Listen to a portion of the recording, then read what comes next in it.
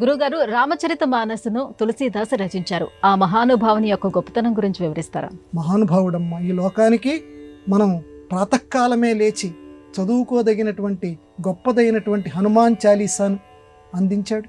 అట్లాగే ఇప్పటికీ వాల్మీకి రామాయణం మనం ఎంతగా ఆరాధిస్తామో, ఉత్తరాదిన రామచరిత మానస్ అని ఈ రామాయణాన్నే రామచరిత మానస్ అనేటువంటి పేరు మీద అవధీ భాష, ఆ మాండలిక భాషలో అత్యద్భుతంగా రాశాడు తులసీదాస్. దాని మీద రాముల వారు సంతకం కూడా చేశారట, ఇది చాలా చక్కటి కావ్యము అని చెప్పి. అంత గొప్పవాడు. ఎందుకంటే ఆయనలో అంత పరివర్తన కూడా తీసుకొచ్చాడు. దేవుడికి కనుక అనుగ్రహం కలిగితే భక్తుడిలో పరివర్తన తీసుకొచ్చి తన వైపుకు తిప్పుకుంటాడట.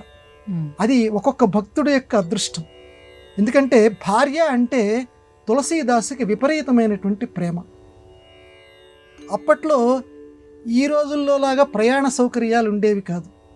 ఒక నదికి అవతలి ఒడ్డున భార్య ఏదో పని మీద వెళ్ళింది పుట్టింటికి, ఈయన యువతలి వైపు ఉన్నాడు. ఆ భార్య యొక్క అందచందాలు అంటే ఈయనకి విపరీతమైనటువంటి ఆసక్తి కలిగి ఈ తులసీదాసుకి భార్యను చూడాలి అని ఒక రాత్రిపూట అనిపించేసింది. ఆ నానా తిప్పలు పడి పోటెత్తుతున్నటువంటి ఆ నదిని దాటి భార్య దగ్గరికి వెళ్ళాలి అనుకొని తలుపులు తీయకపోతే ఆ ప్రహరీ గోడకుండా ఏదో తాడు లాంటిది ఏదో కనిపిస్తే ఆ తాడుని పట్టుకొని లోపలికి దూకి భార్య దగ్గరికి వెళ్ళాడు. ఇంతకు ఆ తాడు ఏంటంటే పాముని పట్టుకొని, అవి ఏమి తెలియలే వాడికి, ఒళ్ళు పైన తెలియకుండా ఆ భార్యను ఎలాగైనా చూడాలి. వస్తే ఆ భార్య, ఏంటండి ఈ పని మీరు చేశారు? ఈ తుచ్చమైనటువంటి ఏనాటికైనా వడలిపోయేటువంటి అందాలు కలిగినటువంటి ఈ శరీరం మీద ఇంత ప్రేమని మీరు రాముల వారి మీద చూపించండి. ఆయన జన్మ తరించింది కాబట్టి భార్య అలా మాట్లాడింది. రాముల వారి మీద చూపించండి అని అంటే రాముల వారి మీద ఆ భక్తిని వెంటనే, అరే రే రే ఎంత పొరపాటు చేశాను, ఈ తుచ్చమైన నశించిపోయేటువంటి శరీరాల మీద ఇంత ఆసక్తిని పెంచుకొని నేను ఇలా వచ్చాను కదా అని పశ్చాత్తాపపడి రామ సందర్శన కావాలి. అది ఇక్కడ మనిషి ఎలా మారాలో తులసీదాస్ చెప్పాడు. నాకు రామ సందర్శన కావాలి. ఎలా అవుతుంది? హనుమంతుల వారి ద్వారా అవుతుందని ఒకరు చెప్పారు. అయితే హనుమంతుడినే పట్టుకుంటాను. హనుమంతుడు ఎక్కడ దొరుకుతాడు? ఆయన అన్వేషణ చూడండి.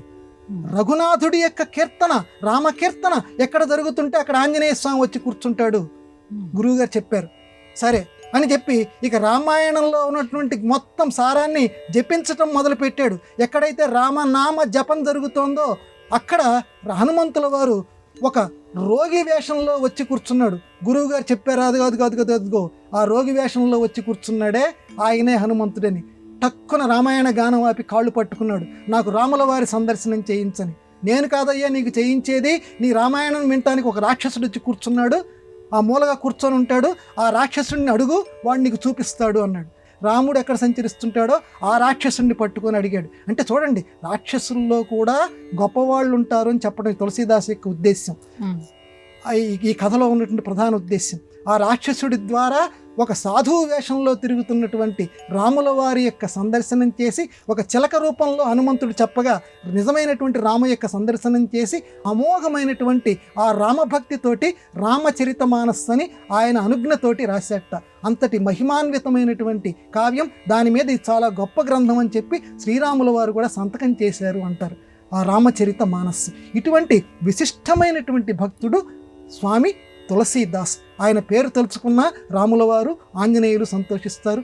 ఈ చక్కటి ప్రసంగం మన చేత చేయించినటువంటి స్వామికి ధన్యవాదాలు చెప్పుకుందాం.